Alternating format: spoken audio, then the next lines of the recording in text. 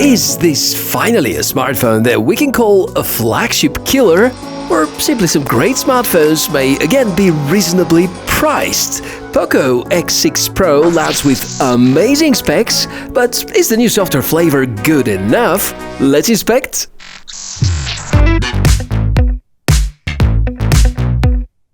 Hey, great to meet you everyone. I'm the TechMishka. On the channel we inspect some cool and interesting tech, and that's the new X6 Pro by POCO.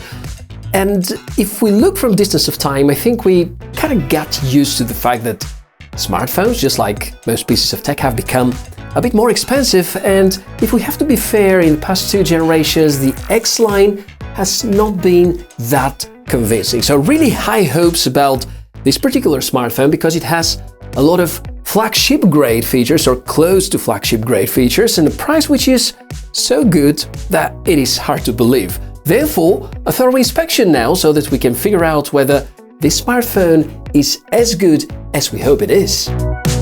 It is supposed to be in the lower-end mid-range segment, competing against Galaxy A50 series and similar, but given its specifications, it's more of a competition to phones such as Nothing Phone 2, even some 2023's flagships. So let's get straight to the point.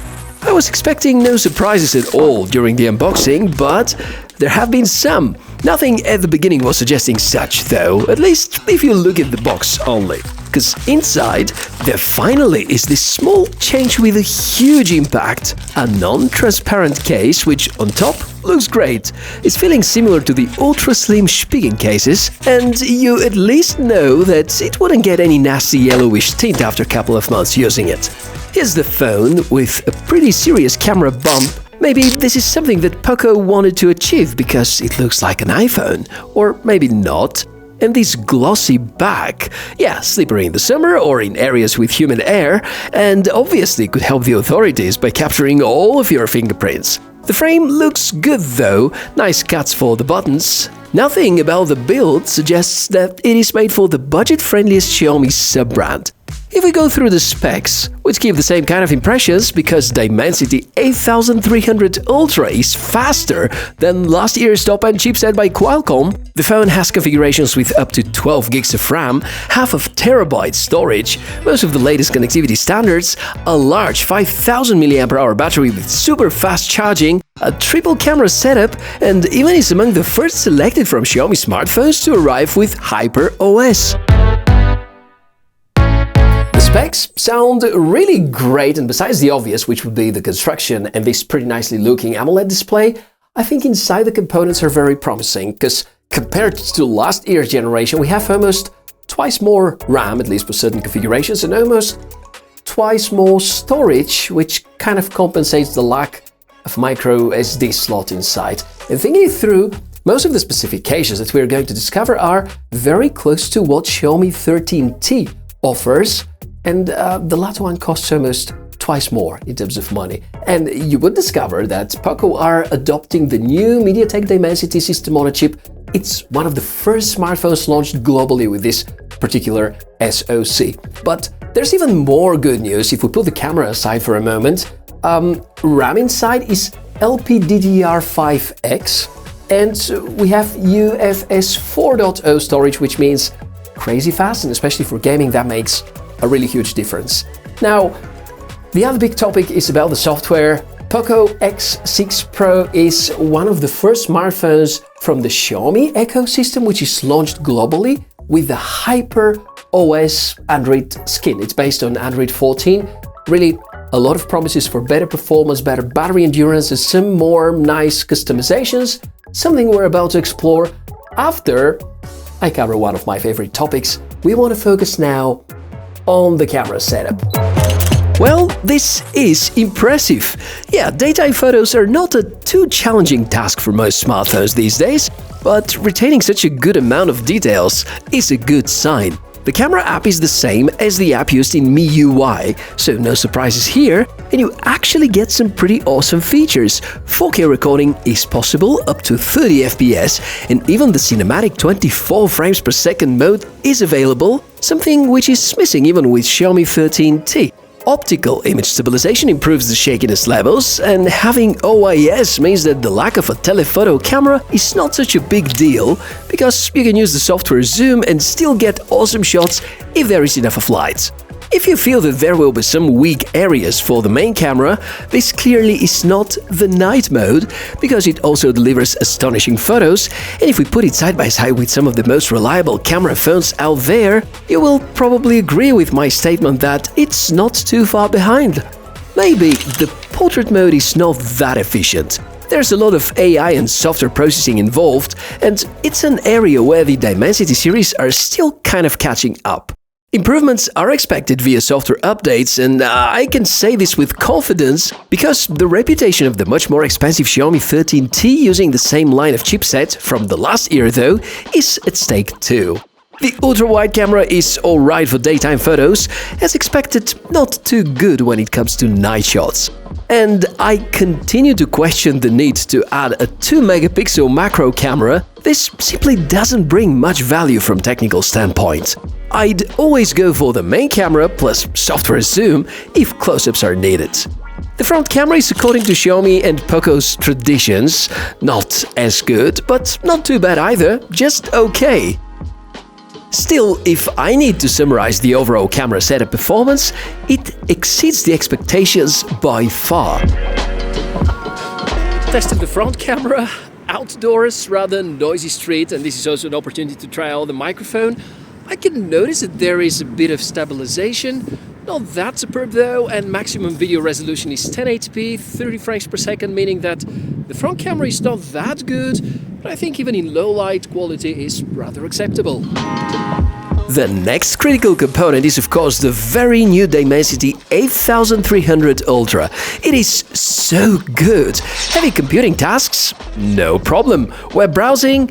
No problem. Multitasking? Likewise. It is manufactured on a 4nm process by TSMC, which also suggests excellent battery consumption optimization. The statement is backed by the excellent screen-on-time achievements, and so far standby times seem to be far better than expected, but we know that battery endurance may degrade over time with the operating system having to deal with too many logs and cache. Really nice to have is the super fast charging. It's gonna top up the battery for less than 40 minutes. If we take a look at the stress graph, this is done after utilizing the CPU at maximum levels for 15 minutes. The performance remains pretty consistent, puts to shame the famous tensor-based Google Pixels, for example. If you care about gaming, sure, let me show you some evidence that any kind of game is gonna be handled. Not only that, but you can play them at maximum graphics settings. And the nice gaming experience is further enhanced by the AMOLED display with 120Hz refresh rate. POCO promised a lot of great things about it, with excellent touch sampling rate, with great visibility angles and peak brightness, but truth is that I didn't quite like the color tuning and couldn't find a setting, even from the custom modes, to make me completely happy with it. Although, after a while, I managed to find a kind of a sweet spot. The Dimensity 8300 Ultra is also equipped with most of the latest connectivity technologies. 5G is present, of course, Bluetooth 5.4, Wi-Fi 6E, the famous infrared blaster which is still to be found with the POCO models. It can be used instead of most remotes at home. Even the speakers are very well sounding.